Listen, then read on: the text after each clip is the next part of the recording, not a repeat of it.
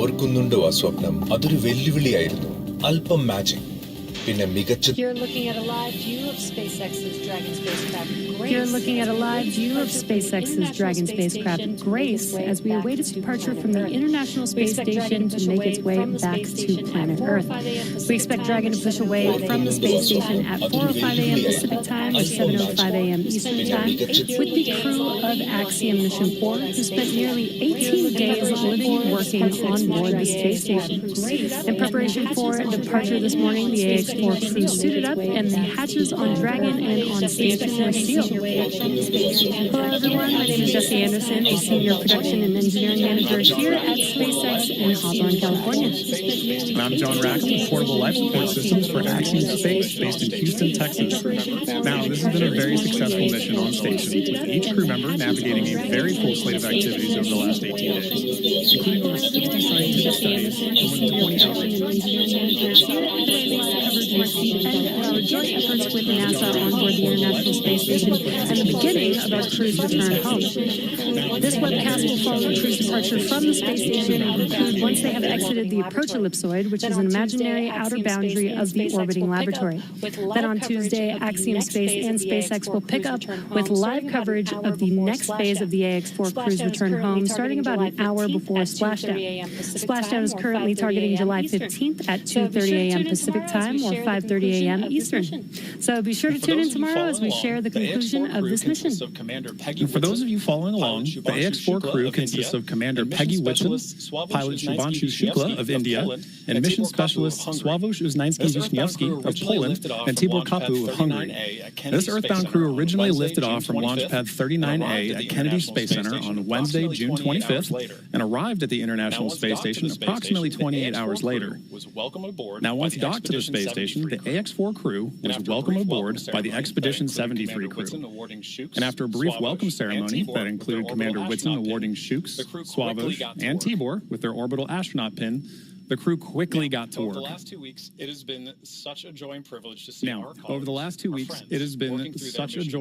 to see our colleagues, our friends, working through their mission objectives and sharing their stories with groups around the world and making such an impact for their respective countries from space.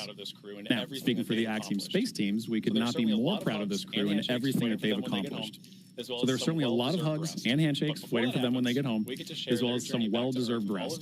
But before that happens, we get to share their journey back to Earth with all of you, starting right now. Our teams look at a number of weather ahead items. of departure, our teams look at a number of weather items. Some of the obvious ones are no rain or chance of lightning in the recovery zone, both for the safety of the crew inside the spacecraft and the recovery teams on the water. Now, we're also looking for wind speeds less than 10 miles per hour and relatively calm seas so that we can safely perform recovery operations, which includes landing a helicopter on the recovery ship to fly the crew back to shore. Now, once Dragon departs station, the crew's flight home is expected to last approximately 22 and a half hours. Dragon will also execute a phasing burn to lower its orbit and line the spacecraft up with its landing locations. These 4 departure burns will gradually increase the distance between the spacecraft and the space station. Dragon will also execute a phasing burn to lower its orbit and line the spacecraft up with its targeted landing location. Then the action starts to pick up pace with trunk separation, closure of the nose cone, a deorbit burn, re-entry, deployment of the drogue and main parachutes, and then finally splashdown off the coast of California. The crew will then get picked up at sea by one of SpaceX's recovery vessels. And at that point, the Axiom-4 crew will undergo their first medical checks while aboard the recovery vessel before flying on that helicopter back to land. And from there, the crew will be flown to Houston, Texas, where they'll be reunited with their teams. And this welcome home moment, in many ways, will mark the conclusion of the operational phases of this mission. And guiding us through the action today as Dragon departs station is Anna Schneider with NASA Communications at NASA's Johnson Space Center in Houston, Texas. How's it going, Anna? Jesse and John, it's good to be with both of you, and welcome to Mission Control. Hey, Jesse and John, it's good to be with both of you, and welcome to Mission Control Houston at NASA's Johnson Space Center. We're currently live in the International Space Station Flight Control Room, where the Orbit 1 team of flight controllers are being led by NASA Flight Director Alison Bollinger Earlier this morning, we brought you live coverage of hatch closure, during which the Axiom Mission 4 crew suited up, re-entered Dragon, and closed the hatch between the International Space Station and the Dragon spacecraft. That hatch closure took place at 4:07 a.m. Central, 5:07 a.m. Eastern. Since that time, the process to depressurize the area between the Dragon hatch and the APAS hatch on station known as the vestibule took place and was recently completed. And now we're waiting undocking in just a little bit, and we will be looking ahead to the go, no-go poll for undocking here in just a few minutes, around 5:50 a.m. Central, 6:50 a.m. Eastern. This final go, no-go poll is where the joint SpaceX and NASA teams make their final call for Dragon to depart the space station. This is one of many checkpoints in that return that will continue all the way up until just before the deorbit burn, giving mission managers multiple chances to assess the weather at the splashdown zones and make sure everything is looking good before Dragon departs. The Axiom Mission 4 crew members, Peggy Whitson, Shubhanshu Shukla, Swavush Uznansky-Vishnevsky, and Tibor Kapu are now suited up and standing by for undocking to begin their journey back home to Earth. So again, we'll continue to stand by for that final go, no-go poll in just a couple of minutes, but for now, everything continuing to look good for today's undocking and departure of Axiom Mission 4.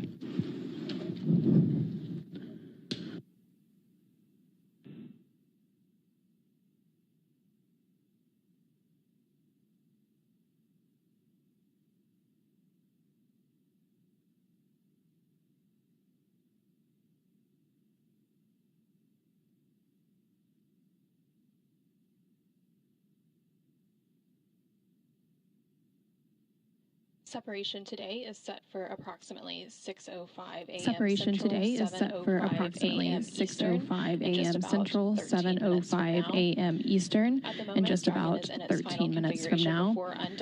At the moment, Dragon is in its final configuration before undocking, and again, we are waiting for flight controllers here in Mission Control Houston, along with the SpaceX flight control team in Hawthorne, California, to conduct their final go, no-go poll on whether to move forward with the undocking procedure.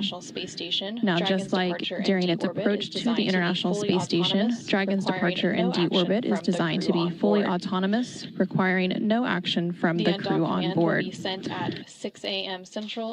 undock command will be sent at 6 a.m. Central, 7 a.m. Eastern to begin that autonomous sequence. The first step in the automatic undocking sequence is for the umbilicals to retract. These umbilicals connect Dragon systems to the space station, transferring power, telemetry, and commands between the two vehicles throughout Dragon's stay. Once that complete, Dragon will unlatch itself from the space station by releasing the 12 hard capture hooks in 2 separate phases. All of that combined will take roughly 4.5 minutes, and then Dragon will be ready to depart from the space station and begin to push itself further and further away using its thrusters.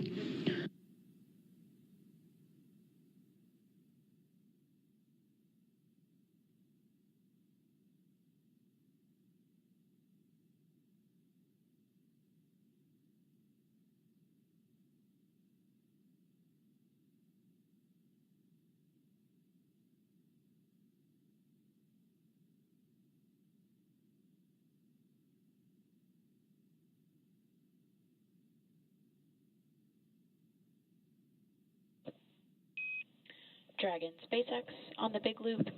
We have worked through our final reconfigurations for undock. We have worked through our final reconfigurations for undock. Those are all complete. Ground is delaying the undock sequence start by 10 minutes to 11:10 Zulu to perform a final state machine review. Dragon copies 11:10 Zulu for undocking departure time. Dragon copies 11:10 Zulu for undocking departure time.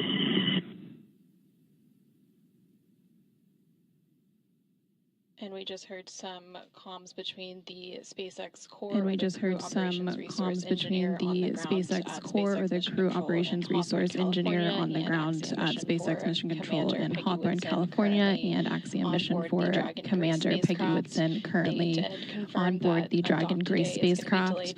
They did confirm that undock today is going to be delayed by about 10 minutes, planning for the undock command to now be sent at 6:10 a.m. Central, 7:10 7:10 a.m. Eastern, which would put a physical separation from station at 6:15 a.m. Central, 7:15 a.m. Eastern, and this is to allow some final configuration and also to improve the communications between the ground due to some loss of signals that are planned from the original undock time. And the undock window for today does run for about an hour, so the latest that the undock command can be sent is 7 a.m. Central, 8 a.m. Eastern, so there's still plenty of margin to continue through the undocking procedure today. So after the undock command is sent at 6:10 a.m. So Central, after the undock command is sent at 6:10 a.m. Central, 7:10 a.m. Eastern to begin the autonomous sequence. The first step in that sequence will be for the umbilicals to retract. These umbilicals connect Dragon system to the space station and transfer power, telemetry, and commands between the two vehicles during Dragon's stay. And then once those umbilicals have retracted, Dragon will unlatch itself from the space station by releasing the 12 hard capture hooks in two separate phases, 6 hooks each. All of that combined will take roughly 4.5 minutes to complete, and then Dragon will be ready to depart from the space station and begin to push itself further and further away by using its thrusters. Again, that physical separation is now planned for 6:15 a.m. Central, 7:15 a.m. Eastern. Well, it's been a busy morning here in Mission Control Houston, and in anticipation of today's undocking, the Axiom Mission 4 crew has also been busy on board the station today and over the past few days preparing for their return home. Over the last several days, the astronauts worked to pack Dragon full of cargo for the return journey. Along with the Axiom Mission 4 crew, Dragon will return with more than 580 pounds of cargo and science back to Earth. This cargo includes 60 scientific experiments, some hardware, and other items. All of this cargo will then get offloaded after the SpaceX recovery teams get the crew out following splashdown. Again, that splashdown is targeted for tomorrow, July 15th. And then once the cargo is offloaded, the scientific samples will be sent to researchers for final analysis. Ahead of hatch closure earlier this morning, again, which took place at 4:07 a.m. Central, 5:07 a.m. Eastern. The crew also took time to get into their SpaceX launch and entry suits. They got those all unpacked and ready for the journey home, and then they suited up. Once they were suited up, that hatch closure took place, and then a depressurization of the vestibule occurred. The vestibule is the area between the Dragon hatch and the APAS hatch on station. This depressurization process lasted about an hour to bring the vestibule down to vacuum in preparation of Dragon's departure, and then a series of leak checks were conducted. During the hatch close operations earlier this morning, the teams also configured what is known as the Big Loop, and this is an integrated communications loop with NASA's Mission Control team here in Houston, along with SpaceX's Mission Control team in Hawthorne, the crew on board the International Space Station, and the Axiom Mission 4 crew currently inside the Dragon Grace spacecraft. This Big Loop allows for fully integrated communications with Dragon as the crew undocks and makes its way back to Earth. Again, we're targeting that undocking to take place at 6:15 a.m. Central, 7:15 a.m. Eastern, with the undock command sent 5 minutes before that at 6:10 a.m. Central, 7:10 a.m. Eastern.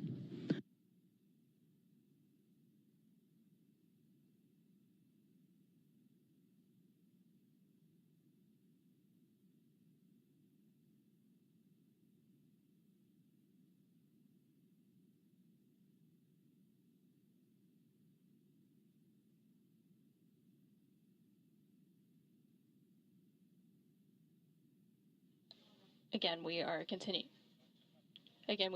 to stand by for the go, no-go poll. Again, we are continuing to stand by for the go, no-go poll. This final poll will take place between the joint NASA and SpaceX teams to ensure all mission managers and flight controllers are prepared for today's undocking, and that the International Space Station and Dragon systems are all configured and ready to support the operational activities that will lead to the departure of the Axiom Mission 4 crew, wrapping up an 18-day docked mission aboard the International Space Station. Screen, you're currently seeing a live view inside the And Dragon there on your screen, you're currently seeing a live view inside the Dragon spacecraft.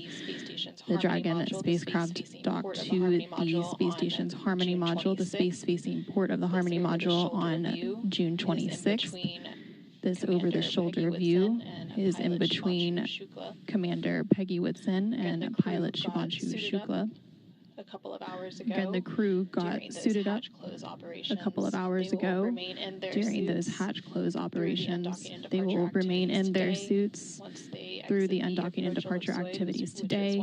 Once they exit the approach ellipsoid, which is one of the invisible boundaries around the International Space Station that governs visiting vehicles, the crew will begin to take off those suits and get comfortable for their 22-and-a-half-hour journey home. They will then put those suits back on just ahead of the deorbit and entry phase of their flight tomorrow morning.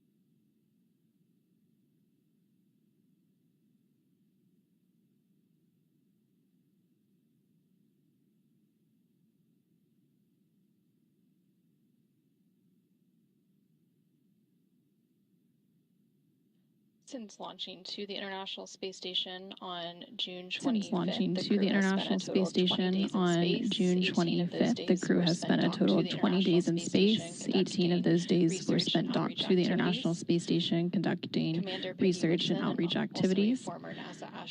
Commander Peggy Whitson, and also a former NASA astronaut, following this mission and splashdown tomorrow morning, will have spent 695 days in space across 5 flights, which places her 7th on the all-time list for cumulative days in space. We are continuing to stand by for that final go, no-go poll. Again, we are continuing to stand by for that final go, no-go poll. For those of you who are just joining us, we are providing live coverage of the Axiom mission for undocking and departure activities.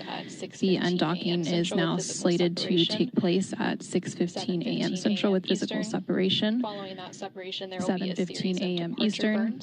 Following that separation, there will be a series of departure burns. After the second departure burn, known as Depart Burn 1, Dragon will then exit the keep-out sphere. That will take place around 6:21 a.m. Central, 7:21 a.m. Eastern.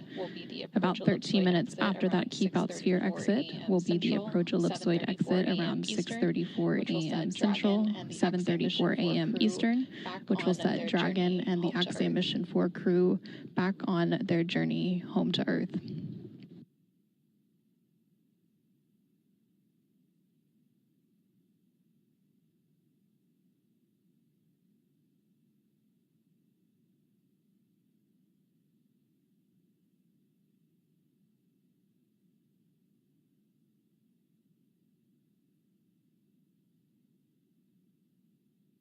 And we're currently going through a brief but expected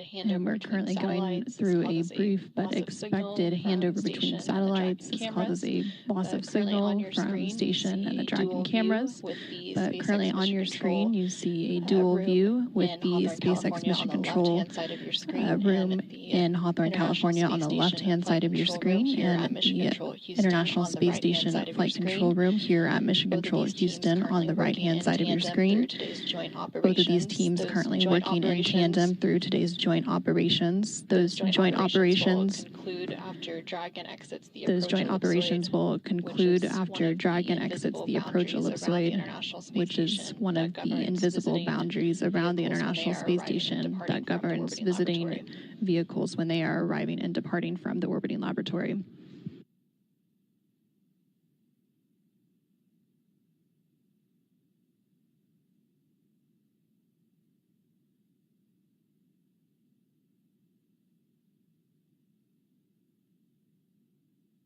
And we are now about 5 minutes away from the And we are now about 5 minutes away from the new undocking command time. That time is slated for 6:10 a.m. Central, 7:10 a.m. Eastern. 5 minutes after the undock command is sent, we will have physical separation. Again, that physical separation from the space station is now scheduled for 6:15 a.m. Central, 7:15 a.m. Eastern.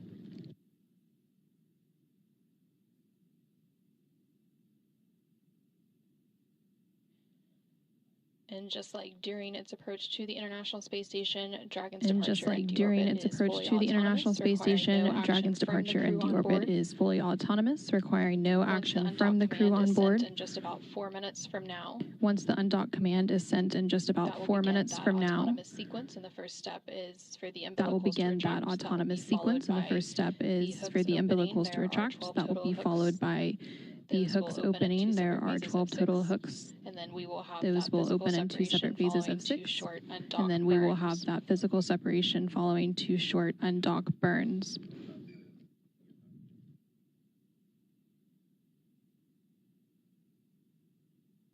And the teams here on the ground are completing that go, no-go poll now.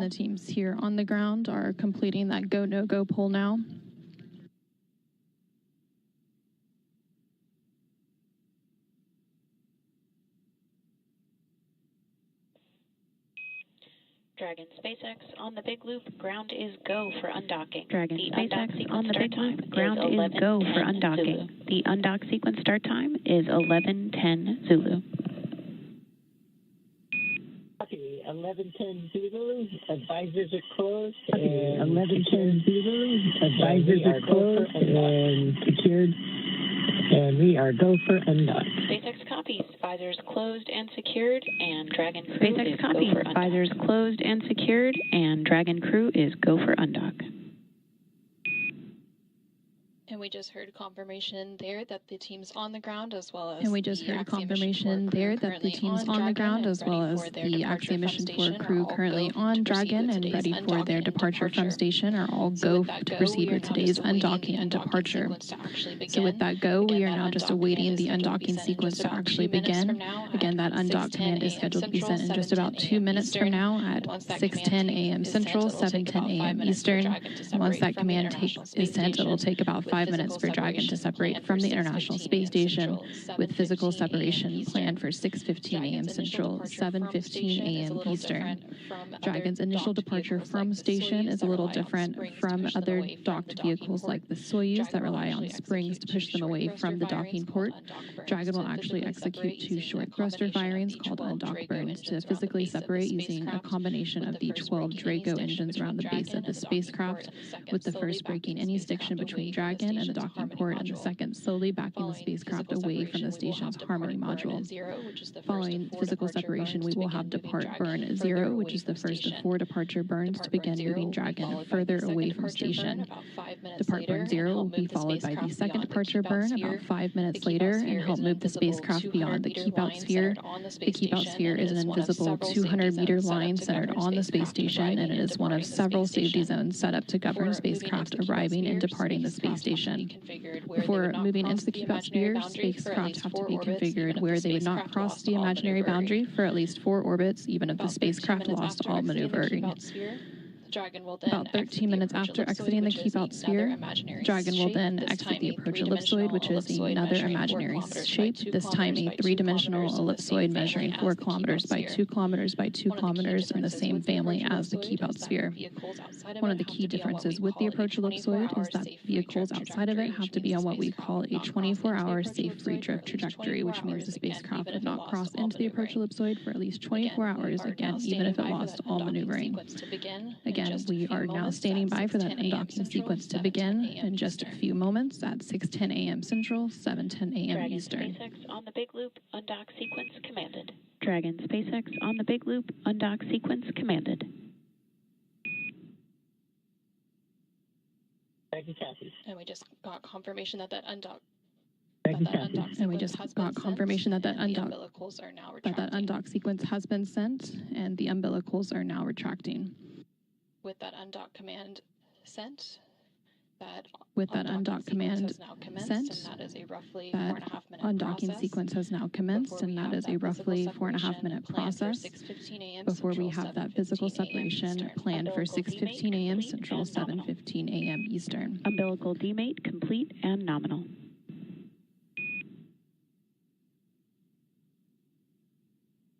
And we have confirmation that those umbilicals have demated or detached from the space station. And the first set of hooks is now traveling. Again, there are 2 sets of 6 hooks for a total of 12 hard capture hooks that have to unlatch and drive open.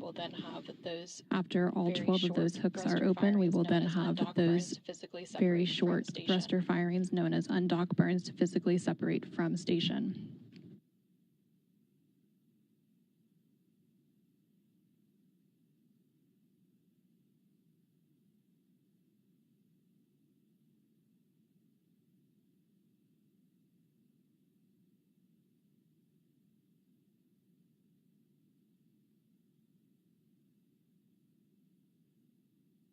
We're now just over 1 minute into that undock sequence. Again, that sequence takes about 4.5 minutes total, so about 3.5 minutes to go. In that sequence, the first set of hooks is currently driving open. After that first set is open, we will then stand by for the second set of 6 hooks to open. And then there will be those 2 short thruster firings to physically separate Dragon from the International Space Station.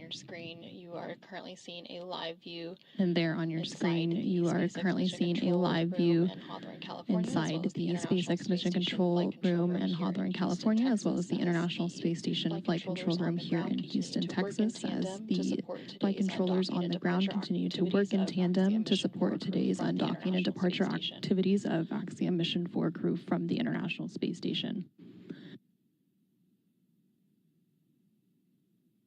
And we are currently in a handover period between satellites. Which is why we don't currently have live views of Dragon from space station. Open and nominal. First set of hooks, open and nominal. And we have confirmation that that first set of 6 hooks has now fully opened, and now the second set of 6 hooks is beginning to retract.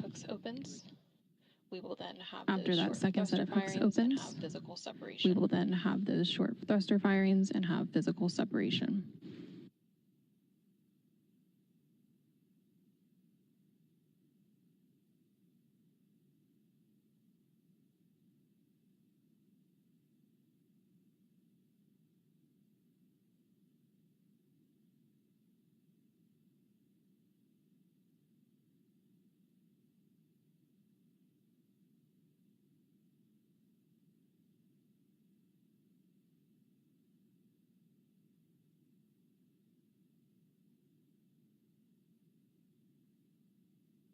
We are now about 4 minutes into that autonomous undocking sequence that began at 6:10 a.m. Central, 7:10 a.m. Eastern. We are standing by for physical separation here in just under a minute at 6:15 a.m. Central, 7:15 a.m. Eastern, once the final set of 6 hooks has fully retracted.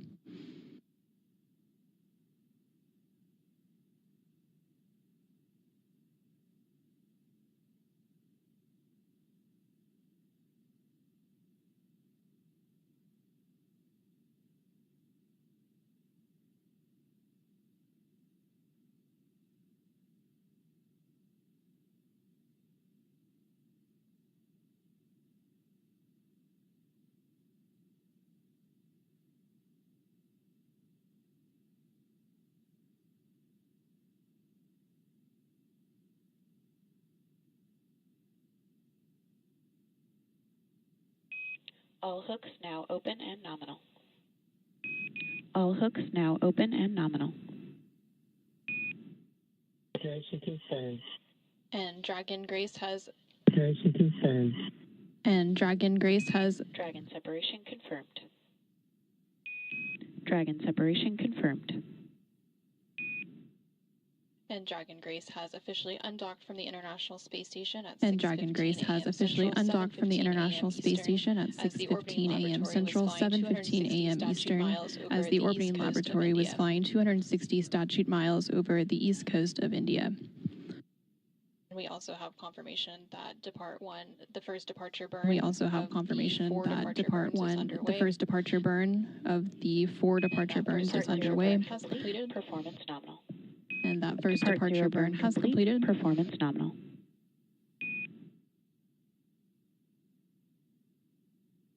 And then the next departure burn, Depart Burn 1, will take place in about 5 And minutes. then the next departure burn, Depart Burn 1, will take place in about 5 minutes. After that departure burn is complete, Dragon will cross the keep out sphere. And with the undocking about a minute ago at 6:15 a.m. And with the undocking about a minute ago at 6:15 a.m. Central, 7:15 a.m. Eastern, the Axiom Mission 4 crew comprised of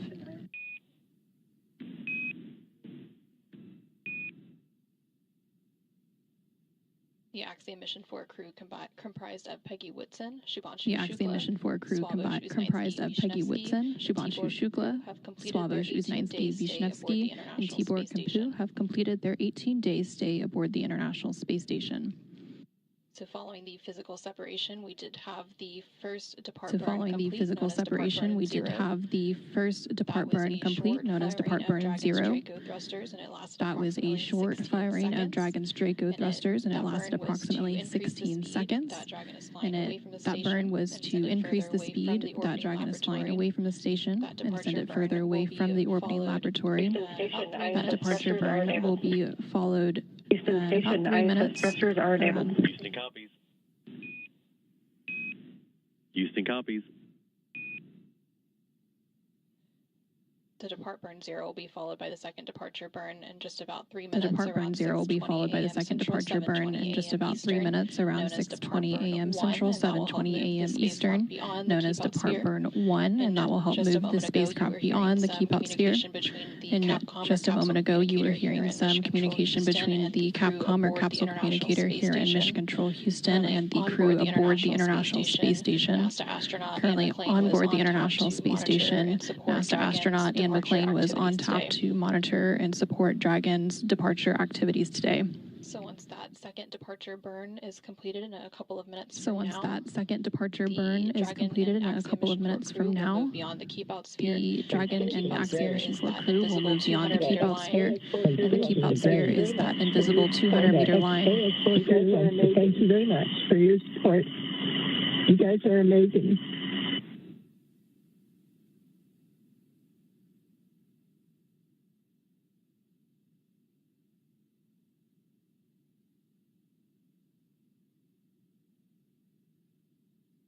And you just heard some kind words from Axiom Mission 4 Commander. And you just heard some kind words from Axiom Mission 4 Commander thanking the flight control team for all of their support throughout their 18-day mission. Friendship and goodwill forever be an example of the good that results from shared optimism. Axiom 4, Godspeed and safe journey home to the best planet in the solar system. Space copies.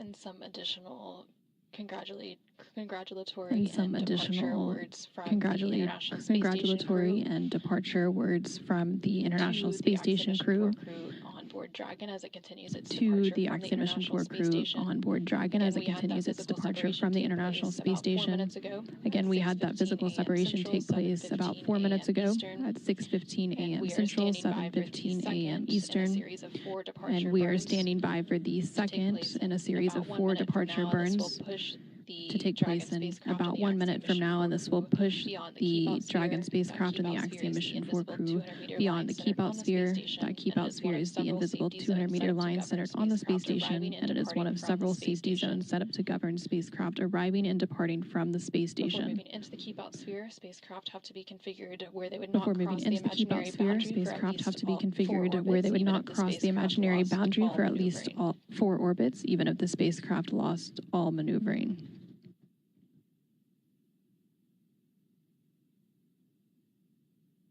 We are now about 10 seconds away from that second departure burn. We are now about 10 seconds away from that second departure burn. Dragon is currently about 80 meters away from the International Space Station as it Dragon is currently about 80 meters away from the International Space Station as it continues its departure.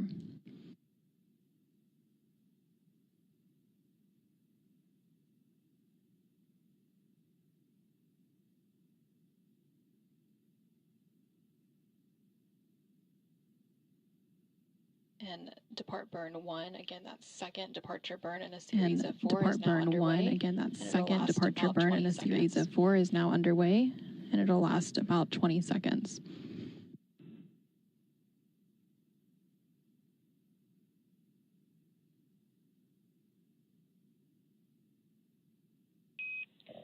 Dragon SpaceX on the big loop, depart burn 1 complete and Dragon nominal. SpaceX on You the are big go to loop, DOF depart suits per burn 1 procedure complete 4.012. and nominal. You are go to DOF suits per procedure 4.012. Nominal departure and 4012 for departure and 4012 for Dragon. And we just had confirmation there that that second departure burn, known as depart And we burn just 1, had confirmation has there that that completed, second and it departure was burn, known as executed depart as burn 1, expected. has completed, and The it crew was is now executed going as to start expected. doffing or removing The their crew is spacesuits now and going getting to start settled in for their doffing or 22.5 removing hour their journey spacesuits and back to getting Earth settled again in with for that their splashdown 22 and a half targeted hour for journey tomorrow morning, back to Earth again July with that 15th, splashdown off the coast of targeted for California. tomorrow morning, July 15th, off the coast of California. And as a reminder, just like during its approach to the International Space Station, And as a reminder, departure just like into during orbit its is approach designed to the be fully International Space autonomous, Station, requiring no Dragon's action departure from the into crew orbit on is designed to be fully board. autonomous, However, unlike requiring Dragon's no arrival, action there from are the no crew hold on points board. during the departure However, sequence, unlike therefore, it Dragon's takes a lot arrival, less there are time to no leave hold the points vicinity during the of the departure space station sequence. than Therefore, it to takes a arrive. lot less time to leave So the we just vicinity had of the space confirmation station of that than second to departure burn arrive. being completed, So we and just that had is confirmation of that second departure second in a burn series being of 4. completed, and However, that it's is the only one that second was in a left series of within 4. the vicinity of However, the it's space the station. only one departure that was burn will left take within the place about vicinity of the 45 space minutes station. from The now next after departure burn Dragon will is take well on place its way about back to 45 Earth and minutes outside from of now the after approach Dragon is ellipsoid. well on its way back to Earth and outside of the approach ellipsoid.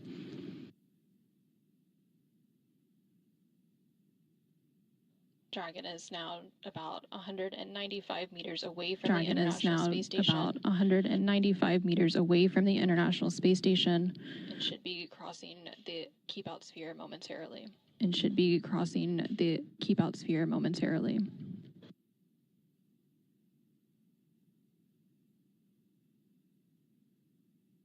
And we just heard confirmation that Dragon has exited the keep out sphere. And we just heard confirmation that Dragon has exited the keep out sphere. Again, the keep out sphere is an invisible 200-meter line centered on the space station. It's one of several safety zones set up to govern spacecraft arriving and departing from the International Space Station. While spacecraft are inside the keep out sphere, they have to be configured where they would not cross into the imaginary boundary for at least 4 orbits, even if the spacecraft lost all maneuvering. The next major milestone for Dragon's departure will be exiting the approach ellipsoid. The next major milestone for Dragon's departure will be exiting the approach ellipsoid. This is planned to take place about 13 minutes from now. Dragon Station, Houston on the big loop. Dragon has exited the keep out sphere. Dragon copies. Station copies. Dragon copies. Station copies. Station looks beautiful. Station looks beautiful.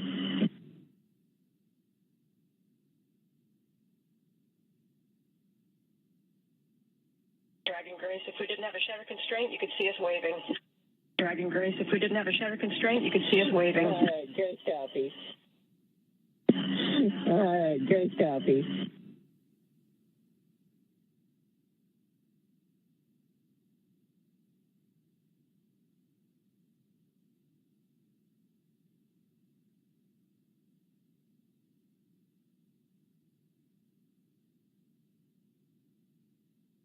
So now that Dragon has exited the keep out sphere, the next major milestone Dragon for has Dragon is exited the crossing keep out sphere. The next major approach milestone ellipsoid. for That will Dragon take is place a little crossing over 10 the minutes keep from or now. the approach ellipsoid. That will take place a little over 10 minutes from now. Similar to the keep out sphere, That but this approach time ellipsoid is another imaginary shape similar to the keep out sphere, but this time it's a 3-dimensional ellipsoid measuring 4 kilometers by 2 kilometers by 2 kilometers. And one of the key differences with the approach ellipsoid is that vehicles outside of it have to be on what we call a 24-hour safe free drift trajectory.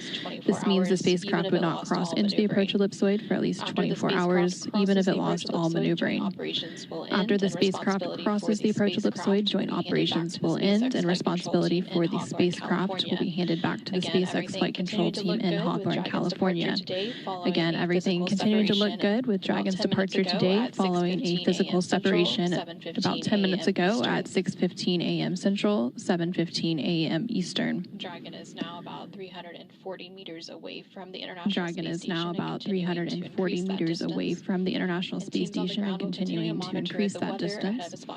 And teams on the ground will continue to monitor the weather ahead of a splashdown tomorrow, Tuesday, July 15th at 5:31 a.m. Eastern off the coast of California. After Dragon exits the approach ellipsoid, there will be a couple of more departure burns and phasing burns to set the spacecraft up for the correct phasing and location for splashdown. And for those of you who are just joining us, the SpaceX Dragon spacecraft carrying the Axiom Mission 4 crew recently undocked from the International Space Station's Harmony module at 6:15 a.m. Central, 7:15 a.m. Eastern to complete an 18-day stay aboard the orbiting laboratory. Please give Station Houston on the Big Loop. Johnny, please give Huntsville a call on Space to Ground 4.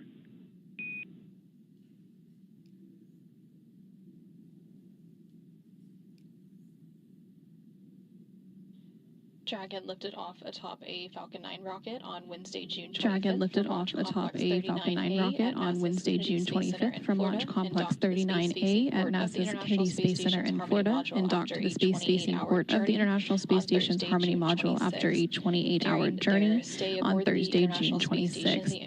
During their stay aboard the International Space Station, the Axiom Mission 4 crew conducted more than 60 experiments, and they will now be returning to Earth with more than 580 pounds of science and hardware. This was the fourth private astronaut mission to the International Space Station enabled by NASA. And while Dragon and the Axiom Mission 4 crew continue their departure from station, and as we stand by for the approach ellipsoid exit, and just under 10 minutes from now, let's go ahead and check back in with Jesse and John in Hawthorne. We've got some great live views here. Thanks, Anna. Previously, we've got some great live views here. Previously, we didn't have any live views because we had a loss of signal, which is normal as we are passing by several ground stations. We're now passing over a ground station where we do have acquisition of signal and getting these great live views. Also, in your bottom right-hand corner, you can follow along with this new graphic and see the thrusters firing on Dragon on the forward bulkhead, as well as the telemetry in the bottom left-hand corner. Now, as we mentioned earlier, Dragon is fully autonomous, which means it's capable of flying itself. Dragon was designed from the beginning for flying humans to space, even though its first missions carried only cargo. Now, before we could fly humans, our teams implemented a number of design upgrades to make sure that both Dragon and Falcon 9 are suitable for flying people, and then put both vehicles through thousands of tests to prove their safety. Now, prior to the Axiom Mission 4, SpaceX successfully completed 52 flights of Dragon to and from orbit since 2010, including 47 trips to the International Space Station. Axiom-4 is SpaceX's 18th human spaceflight mission, and before Axiom Mission 4, SpaceX had flown 66 crew members, meaning that this mission brings that count to 70. That's incredible. Missions like this are important milestones for everyone involved, from the crew members who fly, to those that they represent, and to the host of scientists and engineers around the world who have an opportunity for their research or their technology to be tested in microgravity. Everyone learns from these missions. And for Axiom Space, this is at the heart of why we do these missions. We are building opportunities for others to advance what is possible and expand what is known. We want to enable every human everywhere to take part in this. Now, after a beautiful launch on June 25th, the AX-4 crew docked with the International Space Station a little over a day later, opening the hatch and greeting the Expedition 73 crew on June 26th. The crew shared some good words and a welcoming ceremony before quickly getting to work on their extensive itinerary. Now, each crew member brought with them a host of research, technology demonstrations, and outreach objectives, ranging from human physiology to space radiation impact studies, and even some gardening. Now, this crew maintained a very full timeline, but they prepared for this. Each crew member wanted to ensure that every minute of this mission was utilized well, and that all objectives were hit.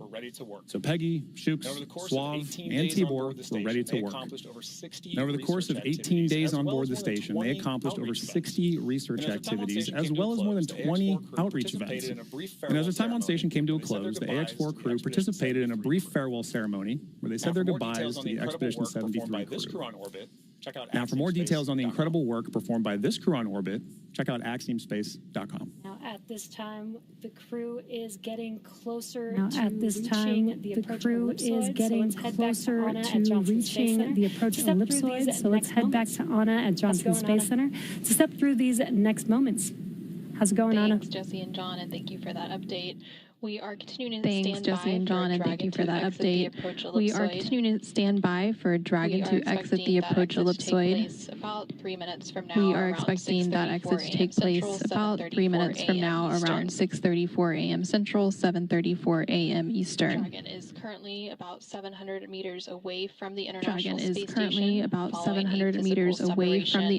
Space Station, following a physical separation about 16 minutes ago at 6:15 a.m. Central, 7:15 a.m. Eastern.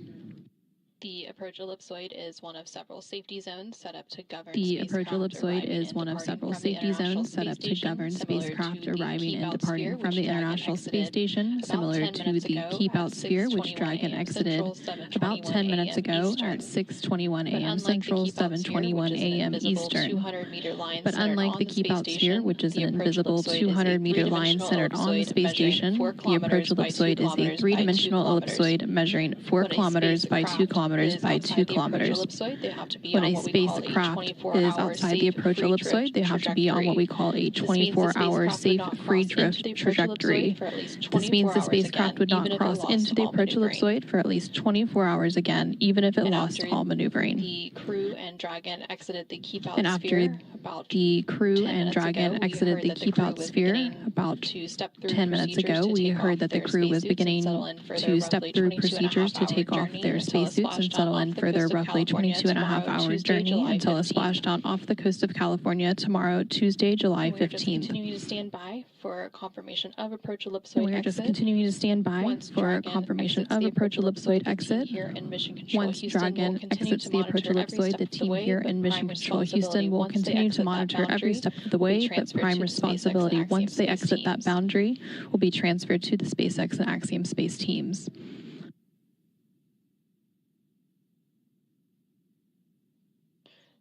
Dragon is now about 860 meters away from the International Space Station and continuing to increase that distance between the two vehicles.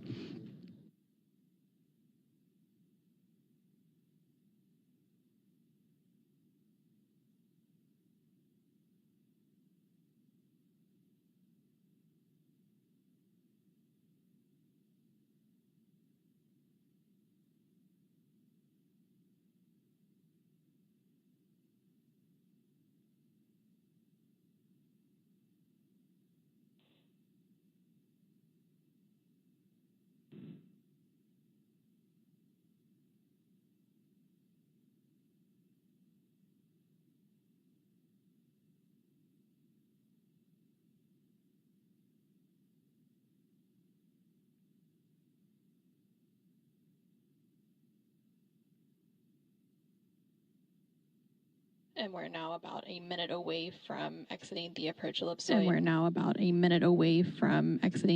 ellipsoid.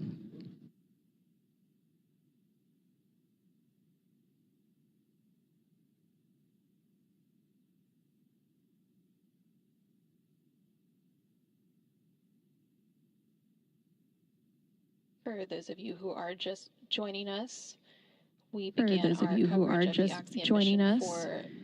began our coverage of the Axiom mission for departure activities earlier this morning with hatch closure. That hatch close took place around 4:07 a.m. Central, 5:07 a.m. Eastern. The crew put on their spacesuits and settled in for the departure activities. I have you loud and clear on the cabin mic. I have you loud and clear on the cabin mic.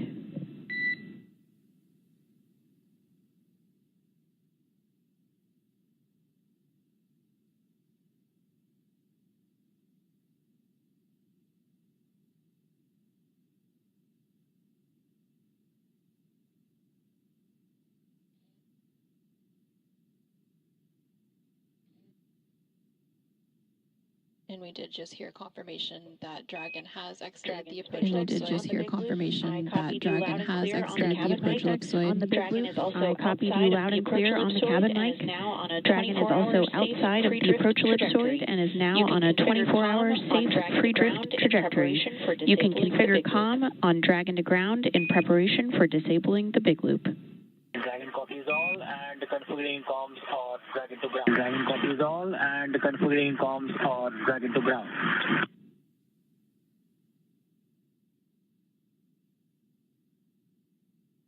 Now that Dragon and the Axiom Mission 4 crew have exited the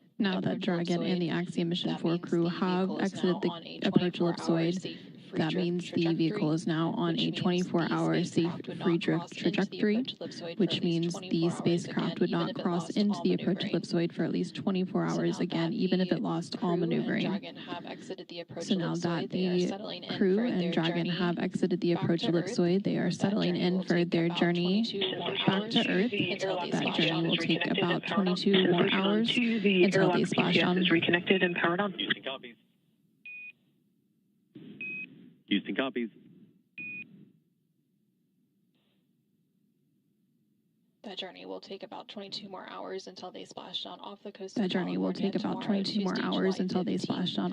of California tomorrow, Tuesday, July 15th at 4:31 a.m. Central, 5:31 a.m. Eastern. Now that Dragon has exited the approach ellipsoid, the team here in Mission Control Houston will continue to monitor, but prime responsibility for the spacecraft and the crew are going to be transferred to the SpaceX and Axiom Space teams. We also heard that they are working on steps to deconfigure the big loop. That big loop was configured earlier today during those hatch close operations, and it is a joint communication loop between NASA, SpaceX, the International Space Station crew, and the Dragon crew during joint operations.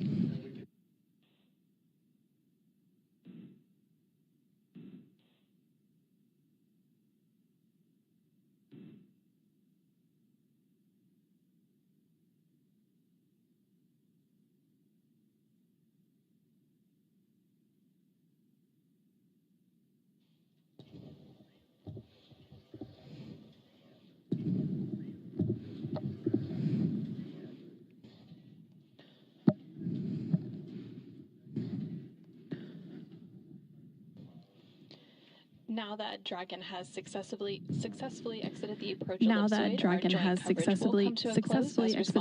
ellipsoid, our joint coverage will come to a close as responsibility of the spacecraft and crew is now in the hands of SpaceX and Axiom Space.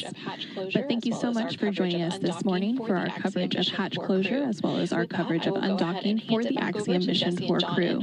With that, I will go ahead and hand it back over to Jesse and John in Hawthorne, California as we conclude our coverage. But until next time, this is Mission Control Houston. Anna. Now the Axiom Mission 4 crew has just begun their 22-and-a-half-hour journey. So next up, the crew will doff or remove their spacesuits to get a little bit more comfortable for that flight back home. Our teams here on the ground will continue to keep an eye on the weather to ensure a safe return to Earth for Dragon and the AX4 crew. And should the current projections hold starting at 4:28 a.m. Eastern Time or 1:28 a.m. Pacific Time on Tuesday, July 15th, Axiom Space and SpaceX will pick up with live coverage of the conclusion of this AX4 mission. That's right, and should teams need to adjust the timing of the crew's return, it's our plan to go live about an hour before splashdown. So for the latest timing of the final stage of the AX4 journey, please be sure to visit axiomspace.com and spacex.com for updates. So from all of us at Axiom Space, thank you to NASA for the incredible efforts made on this mission towards the shared goal of conducting meaningful work in low Earth orbit. This has been the mission to realize the return to human spaceflight for three incredible nations with big things on the horizon. So to our viewers in India, Poland, and Hungary, the crew members will be back on Earth soon, so stay tuned. And thank you for following their journey on board the International Space Station. We'll see you back and thank you to all of you, the viewers, for tuning in today. We'll see you back here bright and early tomorrow morning for Splashdown of AX4.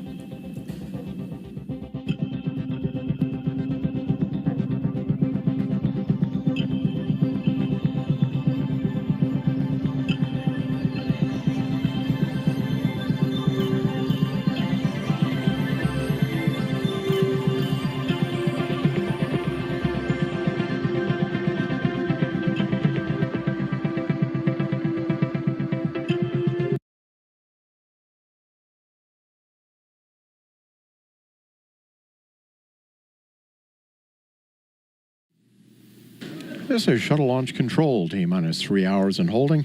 Here's our commander, Chris Ferguson. He's in the suit-up room. He's having a fit check of his helmet. He's our commander on this flight, and going over to pilot Doug Hurley.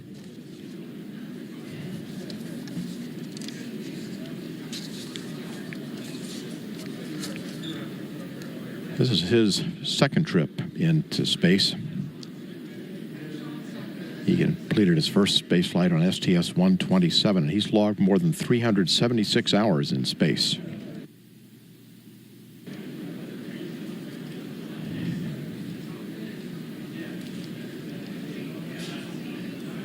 And here is Mission Specialist number 1, Sandy Magnus. This is her third space flight. She spent more than 4 months in space aboard the International Space Station.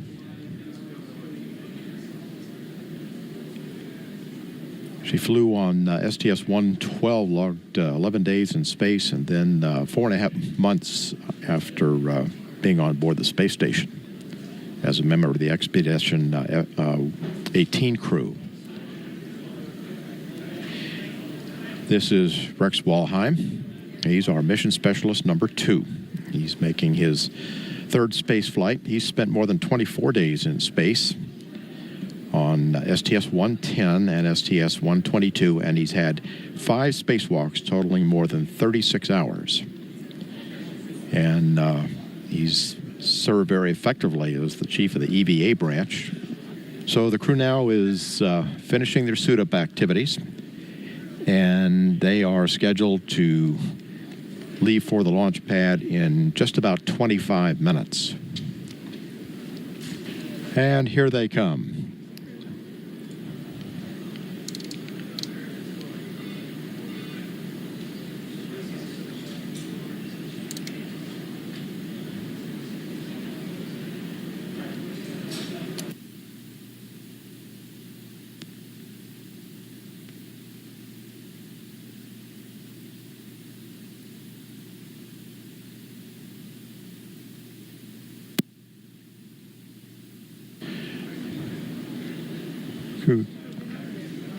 Crew going down the elevator, where they'll be greeted by employees from Kennedy Space Center and members of the news media. This is the same elevator that's been used by the astronauts ever since Apollo.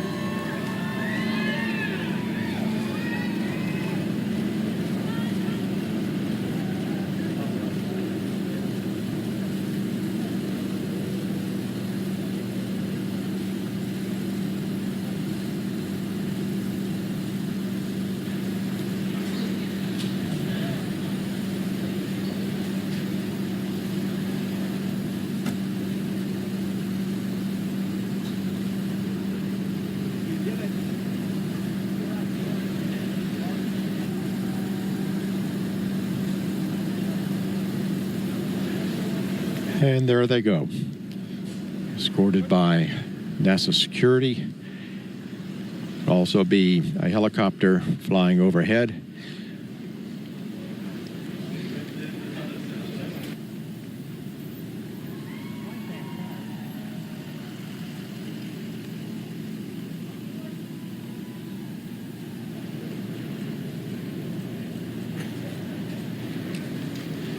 It's about a 20-minute ride out to Launch Pad 39A. This is Shuttle Launch Control, T-minus 2 hours, 31 minutes, 5 seconds, and counting. The flight crew is now in the white room of the orbiter access arm. Members of the closeout crew are in the white coveralls, and the astronauts, of course, are in the orange pressure suits. The closeout crew will be assisting the astronauts with their helmets and other equipment as they enter the orbiter. This is an incredibly experienced and dedicated team that gets the people on the orbiter, and Travis is in charge of the whole thing. And not only is he in charge of this one, but he's in charge of the whole closeout crew. We can see here Chris Ferguson getting put into his seat. And the folks that are helping him get into his seat there are the number 2. If you can see the number 2 on him is Randy Brezhnik. He's actually a Marine Corps colonel. He's one of our astronauts. You can see him in the one screen. And Randy is actually getting on there to help out with the communications checks and all those kind of things. But the guy running the operation is Drew Billingsley, who's number 3. And you can see him kind of climbing all over there. If you look in the view there, you can see Chris Ferguson right in front of us, and kind of behind to the right, kind of leaning over is Randy Brezhnik, number 2, and now disappeared from sight is Drew Billingsley. He's called the flight deck crew insertion technician, the one that gets him on the upstairs. Born in Santa Monica, California, and grew up in Huntington Beach. Served in the U.S. Army. He's been in this role for a long time. He was initial suit tech in STS-86 back in 1997. What they're doing as they go through here is, as Chris gets in the seat, there's probably about 9 different connections that need to be made, both to the vehicle itself as well as within his own gear there. And as you can see, we're pretty much, as astronauts, just hanging back and letting them do it. The best thing we can do is let these professionals do their job. So you can see Chris is just concentrating on getting his hands out of the way and making sure that Drew has access to what he's working over on the right there is his liquid cooling. You've got all the straps that have to come around. It's a 5-strap harness. You have to get the parachute, which is what you're seeing there. Randy has the close one, and Drew has the far one. You get the parachute straps that are waiting for you. The parachute's already in the seat when you get in. They put those over the side and they connect those in. You'll see a real good shot of that right here. You'll see them connected into the straps that Chris is already into, that he came in with his chest strap and everything. So that gets connected there, and they're essentially doing all these connections to make sure he's nice and snug in there and all ready to go.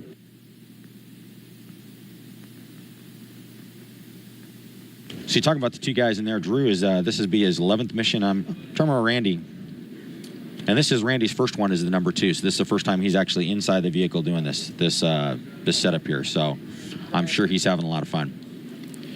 And this looks like Doug Hurley. Yes, it'd be Doug Hurley going in, Marine Colonel. He is flying as the pilot on this flight. This is his 2nd flight. Flew a few years ago on 127. And he's being helped there. You can see the guys out in the white room. They get everybody ready to go. Number 4 there is Renee Arians. He's another longtime member. And by the way, all the guys that we've talked about so far are USA employees, other than Randy Brezhnik, of course, who's the astronaut. But Renee has been with the United Space Alliance for a long time. 27 years in the space program. He's been for 40 launches. And he's just doing a great job for us. He's been the OVCC. He's actually had Travis Thompson's job. Travis is number 1. There's only about 3 or 4 people that are qualified to do that job at any one time, and Renee is another one, but in this flight he's actually filling the number 4 role, and so he does a great job with it. He's going to be the hatch technician when they close the hatch and take care of all that stuff. I mentioned Randy Brezhnik. He's the ASP, right? Astronaut Support Yep, it's called Person. Astronaut Support Person, yeah. When does he get on board? He gets on fairly early, doesn't he? He does. He comes out and gets everything prepared inside the crew cockpit before the crew gets out there and make sure that all their gear is in place. There's a lot of things they don't bring with them. They don't carry out with them that we take out for them. And I did this job quite a while ago, and there's a lot of things you take out there, get ready. You essentially triple check the cockpit to make sure everything's in place. You can see Drew there working with Chris Fergie's Communication gear, that's the white line that's coming down. It's actually from the back of the helmet that connects into the system, but that's the line that communication comes through. So you see that wraps around a couple times. And the black piece of gear we call the hot dog there, that's the quick disconnect. Everything that he's being strapped into the shuttle with has a quick disconnect so they can just pull things instead of having to tightly undo things. Everything just has a quick pull that they can take apart in case they would have to get out. If there's some kind of emergency at the pad and instead of launching, they're going to have to get out. There's a bunch of quick disconnects you pull so they can just, for Chris, he would roll to his right, drop down on the MS2 seat, which not Drew, but Randy Brezhnik is kind of on over there on the left. He would drop down on the seat down there and then get out of the vehicle. So that's part of the reason why it takes so long, is because everything's an intricate thing. You don't want anything to be tangled up. You don't want anything that can slow the crew member down if they need to get out of the vehicle. So. And this is Sandy Magnus. She's our mission specialist number 1. So when she gets in, I think she's going to be on the flight deck in the aft right seat. Step 628. That's correct. We got a good view of it now.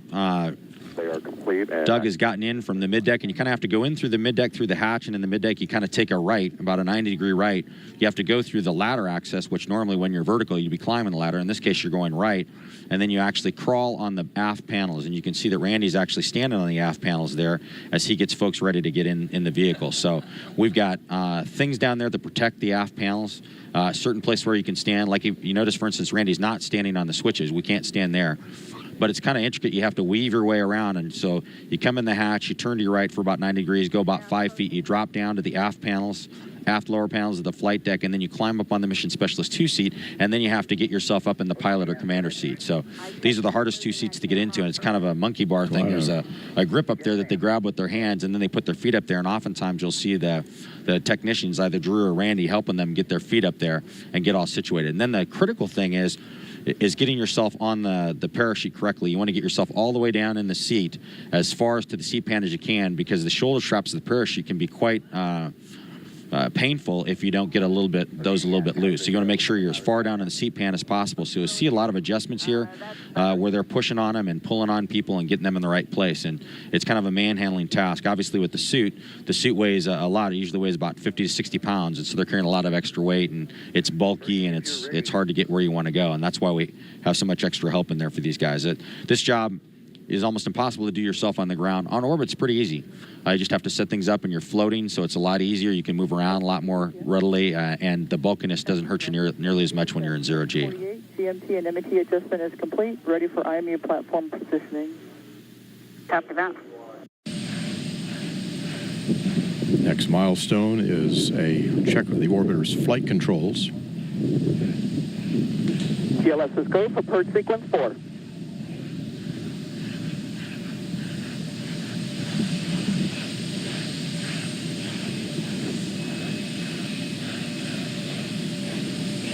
And there will be a steering check of Atlantis's 3 main engines.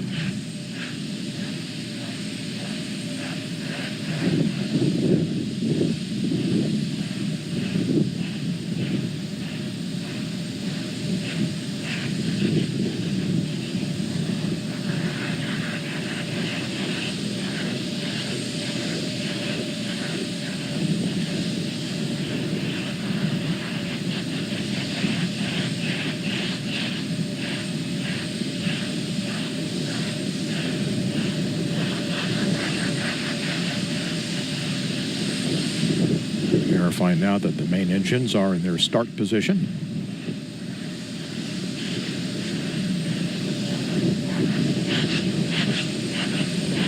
TLS is go for ET LO2 pressurization. Starting now the retraction of the gaseous oxygen vent arm, the vent hood.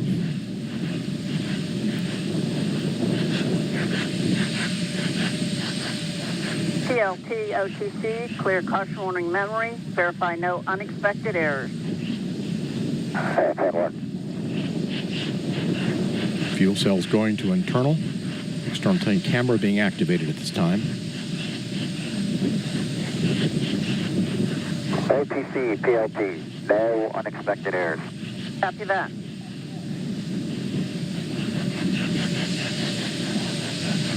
Flight crew, OTC, close and lock your visors and initiate O2 flow. That's in work. T-minus 2 minutes. GLS is go for ET, LH2 pressurization.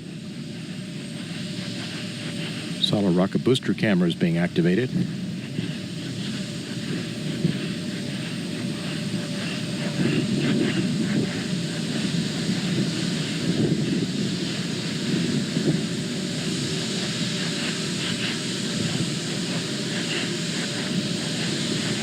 T-minus 30 seconds.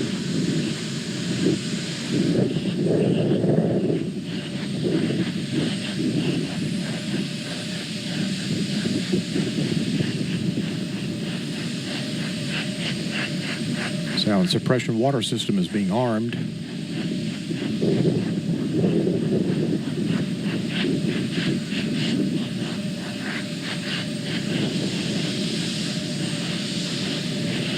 T-minus 1 minute.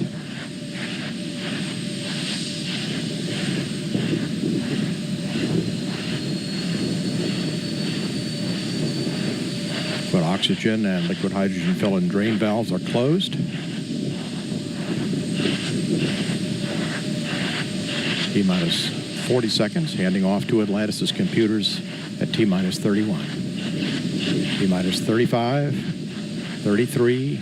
Clock will hold at T-minus 31 seconds due to a failure. And we have had a failure. Ground launch sequencer. We had a problem on the dogs retract switches.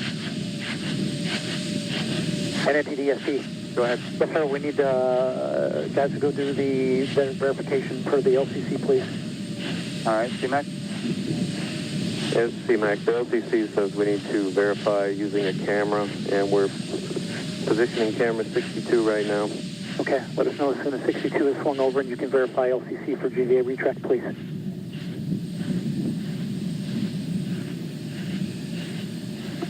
And all personnel, we're holding here 31 seconds while we get a verification that the GVA has fully retracted per our pre-plan. This is CMAC. We verify retracted. Okay, and you can verify that it is fully retracted per the instructions that we've been that we developed, correct? That's correct. All right, and SPE? And NTD, SPE concurs. They satisfy the requirements of GSE 13 pre-plan contingency. I am go. Okay, I copy. And launch director? Yes, sir. I heard all that and concur. Press on. All right, very good. NTD, SPE? Yes, sir. Yes, sir. I need concurrence to GLS and mass to clear the hold, please. Very good. And GLS, you have concurrence? Go. Copy that. It's in work. Thank you. Let us know when that's complete.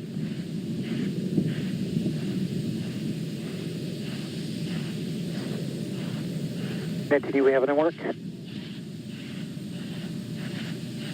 All right, guidance.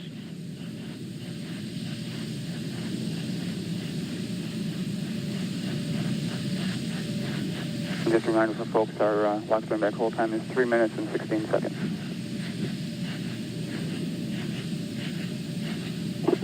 NTD, CTLS on 212. We're ready to go. All right, very good. And launch director, with that cleanup, we're going to go ahead and proceed.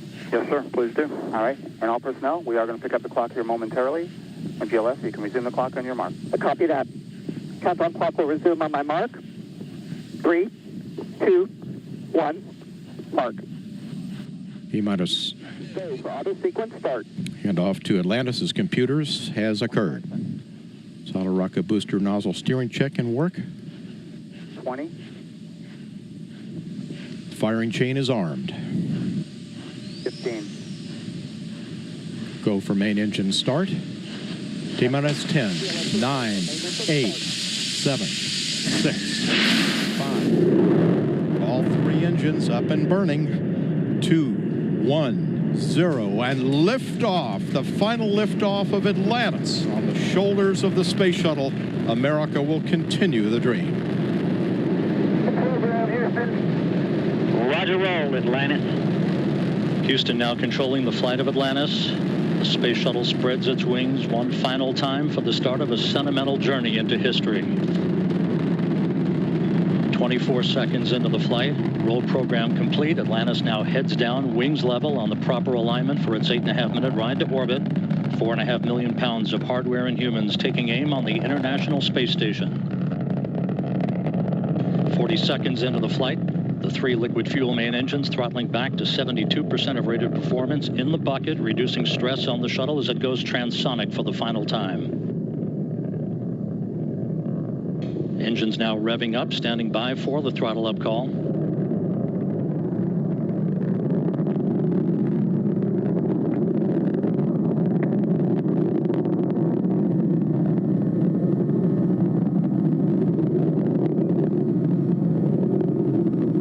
Atlantis, go at throttle up, no action, DPDT. Go at throttle up, no action on DPDT. That call from Capcom Barry Wilmore, a transducer, instrumentation only, no action required.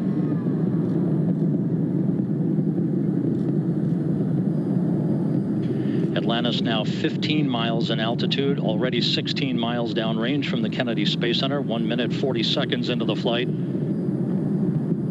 Atlantis flexing its muscles one final time. Atlantis traveling almost 2,600 miles an hour, 21 miles in altitude, 24 miles downrange, standing by for solid rocket booster separation.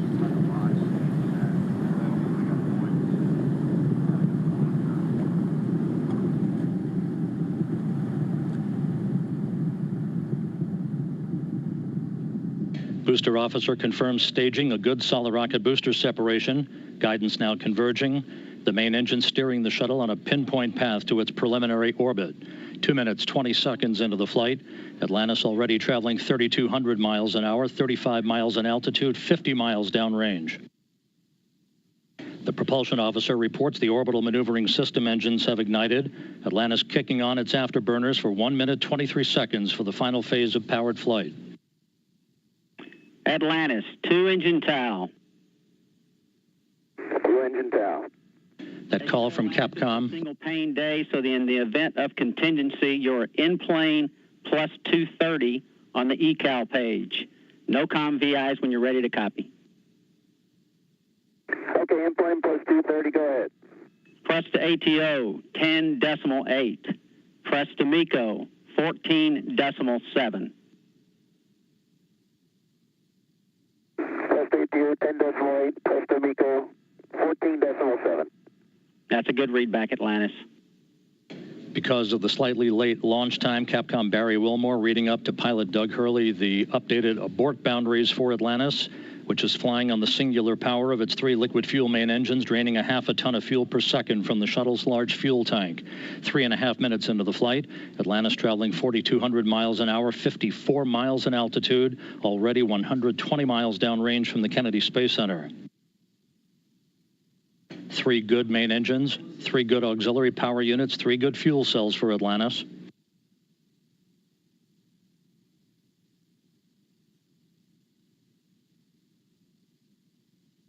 Atlantis, negative return. Negative return. That call from Capcom Barry Wilmore indicating that we're too high in altitude, too far downrange to return to the launch site in the event of an engine failure. However, Atlantis' 3 engines performing perfectly.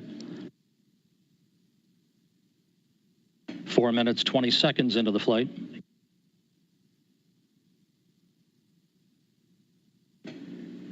Atlantis currently traveling 5,500 miles an hour, 62 miles in altitude, almost 200 miles downrange.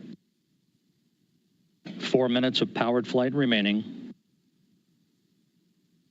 Atlantis speeding straight as an arrow toward its date with the International Space Station Sunday morning.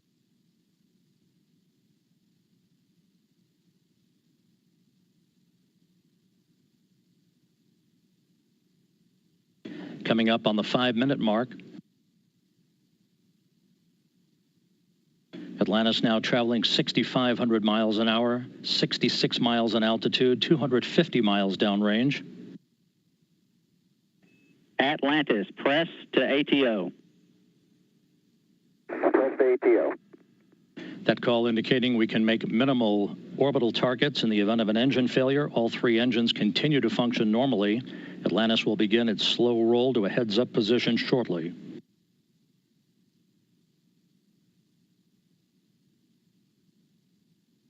Five and a half minutes into the flight, Atlantis traveling 7,700 miles an hour, 315 miles downrange. Atlantis, single engine, ops 3. Single engine, ops 3.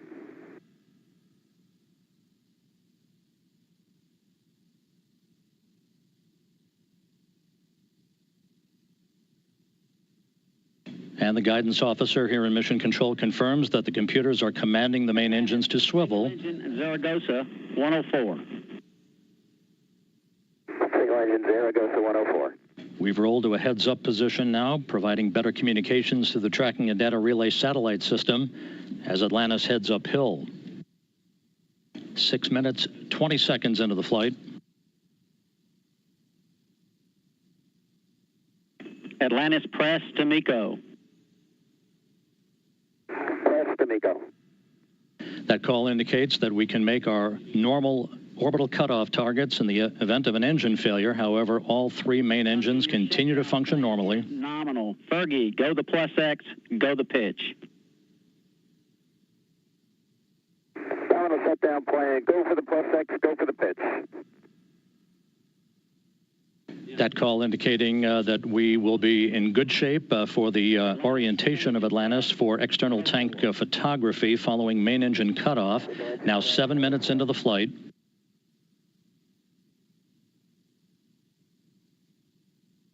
One minute, 20 seconds till main engine cutoff. Atlantis traveling 12,000 miles an hour.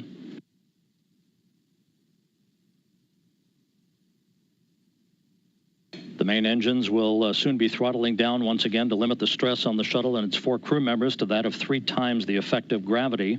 Atlantis currently traveling at a speed of more than 4 miles a second. 1 minute of powered flight remaining for Atlantis.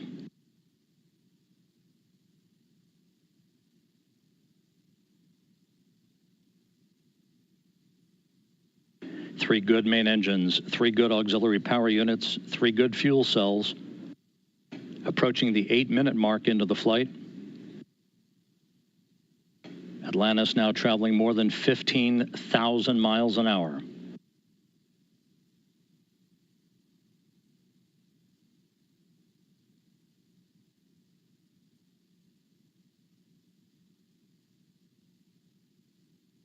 Eight minutes, 15 seconds into the flight, standing by for main engine cutoff.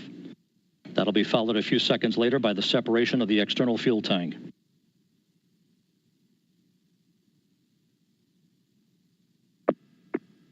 Booster officer confirms main engine cutoff.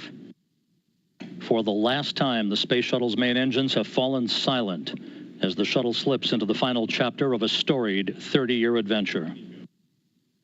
Now standing by for external tank separation.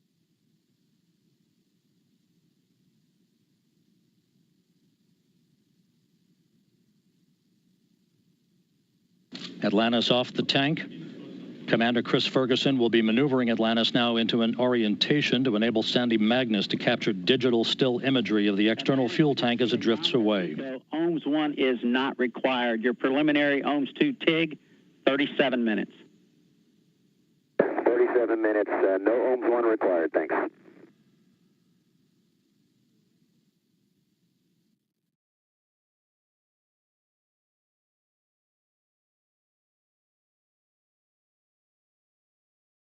Got a little bit of an echo.